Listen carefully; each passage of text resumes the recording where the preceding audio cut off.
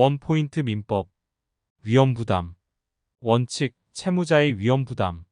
쌍무계약에서 일방적 채무가 후발적 불능이 되었다면, 그리고 양쪽 다 귀책 사유가 없다면 누가 책임을 져야 할까요? 결론부터 말하자면 일단은 채무자가 대가적 위험을 부담합니다. 쉽게 말해 상대방에게 돈을 받을 수 없다는 것입니다. 반대로 채권자는 급부 위험을 부담합니다. 이 말은 급부가 물건이라고 보면 됩니다. 즉 물건을 받을 수 없다는 것입니다.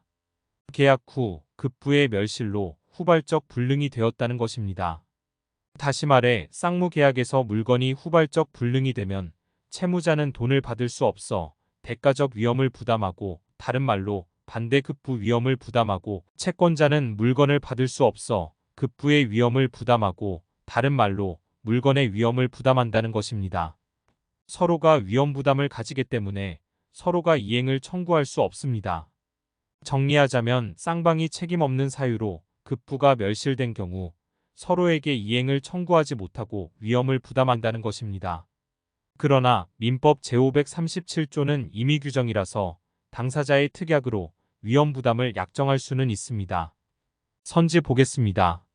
민법은 채무자 위험 부담주의를 원칙으로 한다. 옳은 선지입니다. 후발적 불능이 당사자 쌍방에게 책임 없는 사유로 생긴 때에는 위험 부담의 문제가 발생한다. 옳은 선지입니다. 당사자 일방의 채무가 채권자의 책임 있는 사유로 불능이 된 경우 채무자는 상대방의 이행을 청구할 수 있다. 옳은 선지입니다. 이것은 위험 부담 문제가 아닙니다.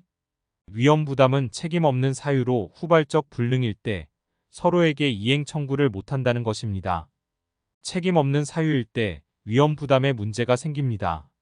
책임 있는 사유로 후발적 불능이 생기면 당연히 이행 청구를 할 수 있습니다. 민법 제537조가 정한 채무자 위험 부담주의는 강행 규정이 아니므로 이와 다른 약정이 있으면 그에 따른다. 옳은 선지입니다. 그런데 전부 불능이 아닌 일부 불능인 경우에는 어떻게 될까요? 채무자는 불능이 생긴 범위에서 채무를 면하게 되고 또한 반대급부를 받을 권리도 소멸됩니다. 그렇지만 일부 불능으로 목적을 달성할 수 없게 되면 전부 불능과 마찬가지로 모든 의무가 소멸하게 됩니다. 기준의 차이로 다시 정리하겠습니다. 1. 채무자, 대가의 위험, 즉 반대급부의 위험. 즉 채무자는 대가로 돈을 받지 못한다는 말입니다. 2. 급부, 즉 물건 위험, 즉 물건을 받지 못한다는 말입니다. 급부 목적물이 멸실된 경우 그것이 특정물 채무이면 채권자가 부담합니다. 그러나 급부 물건이 불특정 채무이면 채무자가 부담합니다. 다른 물건으로 줄 수 있기 때문입니다. 채무자의 조달의무 때문입니다. 선지 보겠습니다. 자전거 대리점 갑은 을에게 병회사의 자전거 50대를 매도하기로 계약을 하였다. 이 경우 자전거가 특정되기 전에는 원칙적으로 급부와 관련된 위험 부담의 문제는 발생하지 않는다. 옳은 선지입니다. 종류 채권의 경우 특정이 있기 전에는 채무자가 보유하는 물건이 멸실되더라도 다른 종류물을 급부하면 된다는 점에서 위험 부담의 문제가 발생하지 않는다는 것입니다. 3. 부당이득 반환. 쌍방의 귀책 사유 없이 채무가 이행 불능된 경우 이미 이행한 급부는 법률상 원인 없는 급부이므로 부당이득으로 반환해야 합니다. 선지 보겠습니다.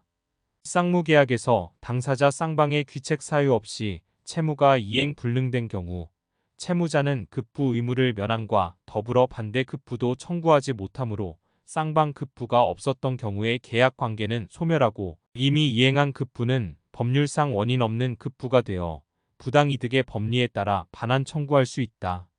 옳은 선지입니다. 4. 대상 청구권. 대상 청구권을 인정하는 것이 판례입니다. 채무자가 급부 불능이 되어 급부에 가름하는 이익을 취하는 경우에 채권자는 그 대상을 청구하고 자기의 반대 급부를 이행할 수 있다는 것입니다. 예시로 매매 목적물이 이행기 전에 강제 수용된 경우 매수인이 대상 청구권을 행사하면 매도인은 매매 대금 지급을 청구할 수 있습니다. 즉 당사자 일방이 대상 청구권을 행사하려면 상대방에 대하여 반대급부를 이행할 의무가 있는 것입니다.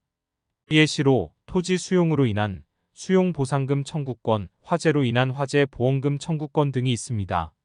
선지 보겠습니다. 채무자의 책임 없는 사유로 후발적 불능이 된 경우에도 채권자는 대상 청구권을 행사할 수 있다. 옳은 선지입니다. 당사자 일방이 대상 청구권을 행사하려면 상대방에 대하여 반대급부를 이행할 의무가 있다. 옳은 선지입니다. 매매 목적물이 이행기 전에 강제 수용된 경우 매수인이 대상 청구권을 행사하면 매도인은 매매 대금 지급을 청구할 수 있다. 옳은 선지입니다.